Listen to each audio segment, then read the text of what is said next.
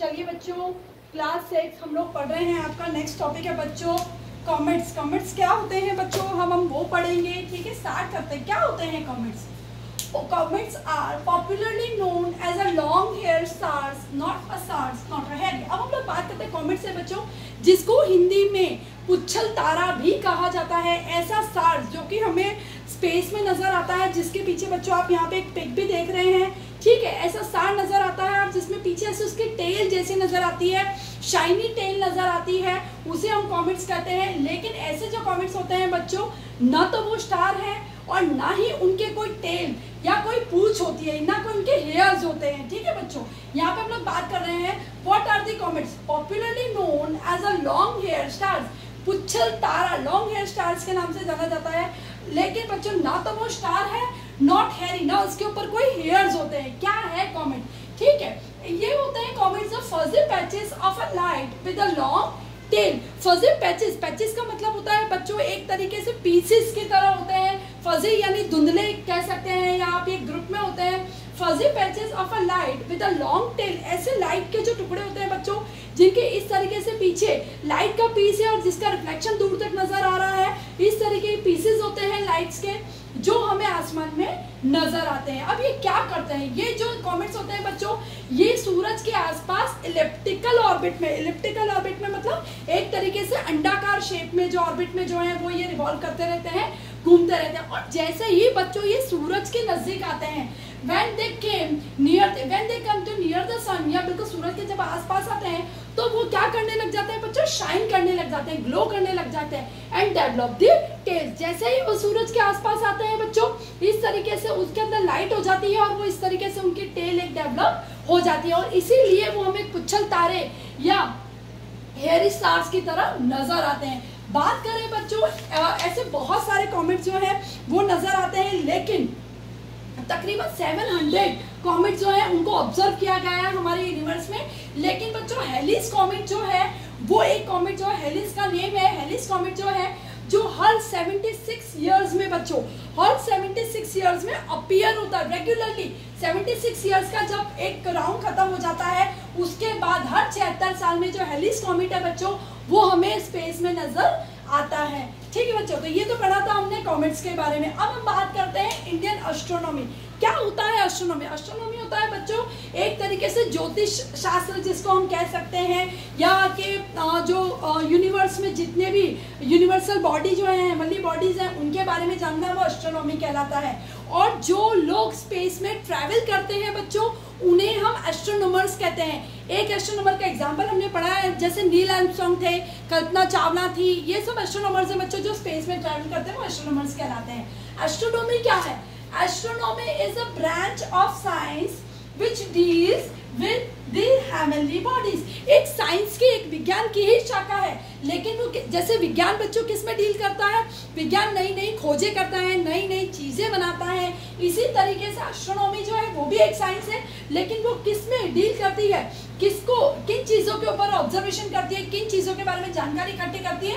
Heavenly bodies. Heavenly bodies क्या है? ये मैं ऑलरेडी आपको पढ़ा चुकी हूँ बच्चों। हेवनली बॉडीज में डील करती है, यानी जो एस्ट्रोनॉमर होते हैं बच्चों, वो खगोल विद्या यानी आसमान में क्या हो रहा है, तारों की जो चाल है उस पर नजर रखते हैं, ग्रहों की जो चाल है उस पर नजर रखते हैं, और जो नई नई घटनाएं वहां पे होती रहती हैं उसके बारे में नजर रखते हैं। Even they keep watching on the different events occur in the universe, in the space, and even atmosphere कैसा होगा, आने वाला वेदर कैसा होगा, इन सारी चीजों पे भी वो नजर रखते हैं बच्चों। ऐसे एक एस्ट्रोनॉमर जो थे, एस्ट्रोनॉमी के जो एक ज्ञाता जो थे, उनकी अपन बात करें तो उनका नाम था बच्चों आर्यभट्ट। वो मैथमेटिशियन भी थे और इनको खगोल विद्या की यानी एस्ट्रोनॉमी की भी बहुत अच्छी नॉलेज थी।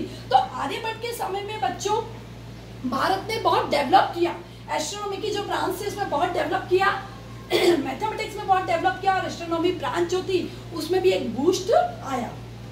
अब हम बात करते हैं कि उस समय में ग्रेट प्रोग्रेस हुई। अब बात करें तो भारत की, कि भारत ने पिछले 50 वर्षों में, ठीक है, बहुत ज्यादा डेवलपमेंट किया है अपने एस्ट्रोनॉमी डिपार्टमेंट में। बात करें हम लोग तो इंडिया ने लॉन्च की है बच्चों इनसेट जो होती है, सैटेलाइट होती हैं, जिसका फुल फॉर्म पढ़े या एब्रिविएशन पढ़े, इंडियन नेशनल सैटेलाइट जिसको हम कहेंगे। ऐसी सैटेलाइट की एक सीरीज जो होती है, एक सीरीज का मतलब होता है बच्चों जैसे लड़ी जो होती है, ऐसे सैटेलाइट्स की लड़ी जो है भारत ने लॉन्च की है, ठीक है। सीरीज ऑफ सैटेलाइट है जो भारत ने लॉन्च की है। लास्ट 50 सालों में भारत का जो एस्ट्रोनॉमी डिपार्टमेंट है वो क्या कहलाता है बच्चों? इसरो कहलाता है। जो स्पेस है, इंडियन स्पेस रिसर्च ऑर्गेनाइजेशन कहलाता है बच्चों, जिसका काम यही है कि जो ये इस तरह की सैटेलाइट्स है इनको लॉन्च करना। जैसे आपको पता है कि बच्चों जो मंगलयान था उसको भी लॉन्च किया गया। तो इस तरह के जो भी इवेंट्स होते हैं वो यहाँ इस डिपार्टमेंट से होते हैं या इस ब्रांच से होते हैं। पिछले 50 वर्षों में भारत ने एस्ट्रोनॉमी में बहुत ज़्यादा डेवलपमेंट किया है, बहुत सारी सैटेलाइट्स जो हैं उनको लॉन्च किया है, ठीक है। अब बात करते हैं कि जो सैटेलाइट होती है क्यों लॉन्च की जाती है, क्या काम में आती है सैटेलाइट्स। सैटेलाइट की बात करें बच्चों, हमारी नेचुरल सैटेलाइट है मून, वो कुदरती है, हमने उसको कुछ नहीं किया है, वो नेचुरल है, ठीक है। अब ऐसे जो सैटेलाइट्स होती हैं बच्चों, ये अलग अलग क्षेत्रों में काम में आती है। जैसे डिफेंस की बात करें, सुरक्षा की बात करें, तो जब हम लोग ऐसे सैटेलाइट ऊपर स्पेस में लॉन्च कर देते हैं, these satellites keep watching on the boundaries of our country। तो हमारे देश की जो बाउंड्रीज है उस पर वॉच रखती है कि कहीं कोई जो नियर बाय कंट्री है या और कोई कंट्री है वो कहीं ऐसी कोई प्लानिंग तो नहीं कर रहा है कि जो हमारे देश पे हमला करे या ऐसा कुछ है, तो उन सारी चीज़ों पे वॉच रखती है। तो डिफेंस का काम करती हैं ऐसी जो सैटेलाइट्स होती हैं। डिफेंस का मतलब होता है सुरक्षा बच्चों। टेलीकम्युनिकेशन, आज हम लोग बच्चों यहाँ से बैठ के मोबाइल पे हमने नंबर डायल किया and even we can have a chat with a person in a foreign countries also. तो जो विदेश में बैठा है हम उससे भी बात कर सकते हैं। तो ये जो टेलीकम्युनिकेशन है, ये जो फ़ोन का आदान प्रदान जो है या जो सिस्टम है जिससे हम बात कर सकते हैं, वो भी सैटेलाइट के कारण ही पॉसिबल है। टीवी पे बच्चों हम लोग लाइव प्रोग्राम देखते हैं, मैं आपको पहले भी पढ़ा चुकी हूँ कि लाइव प्रोग्राम जो देखते हैं, मान लीजिए इंग्लैंड में मैच चल रहा है और हम उसको यहाँ देख सकते हैं, या ब्राज़ील में फुटबॉल मैच हो रहा है उसको हम यहाँ देख सकते हैं, या कोई बॉम्बे में कोई प्रोग्राम हो रहा है तो उसको हम यहाँ देख सकते हैं। तो ये जो टीवी पे जो जिस तरीके के जितने भी प्रोग्राम्स आते हैं ये भी सैटेलाइट के कारण पॉसिबल है। मीटियोरोलॉजी यानी जो मीटियोर जो मैंने आपको पढ़ाया था बच्चों, वो कब धरती पे आने वाले हैं, उनकी क्या हरकतें हैं, उसके बारे में भी हमें सैटेलाइट से नॉलेज मिलती है। और डिजास्टर मैनेजमेंट क्या होता है? आपदा प्रबंधन कहा जाता है बच्चों डिजास्टर मैनेजमेंट को। यदि कुदरत हम पे कोई कहर बरसाने वाली, लेट सपोज कि वेदर फोरकास्टिंग की हम लोग बात करें, है ना, मौसम का पूर्वानुमान लगाना, वेदर फोरकास्टिंग की यदि हम लोग बात करें डिजास्टर, तो ये भी डिजास्टर मैनेजमेंट में आता है बच्चों।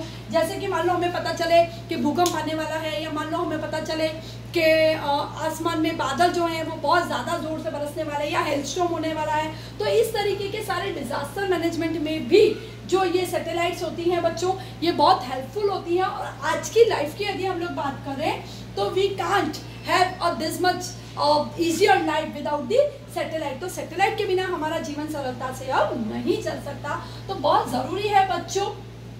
तो आज हमने 2 टॉपिक पढ़े थे बच्चों, एक तो कॉमेट्स पढ़ा था, ठीक है, कॉमेट्स क्या है जो हमने पढ़ा था, पुच्छल तारे हम जिसको कहते हैं बच्चों, और इंडियन एस्ट्रोनॉमी सिस्टम जो था उसके बारे में पढ़ा था। इंडियन एस्ट्रोनॉमी सिस्टम को यदि हम लोग बात करें बच्चों, तो ये जो ज्योतिषाचार्य जो होते हैं वो भी इसी कैटेगरी में आते हैं, ठीक है।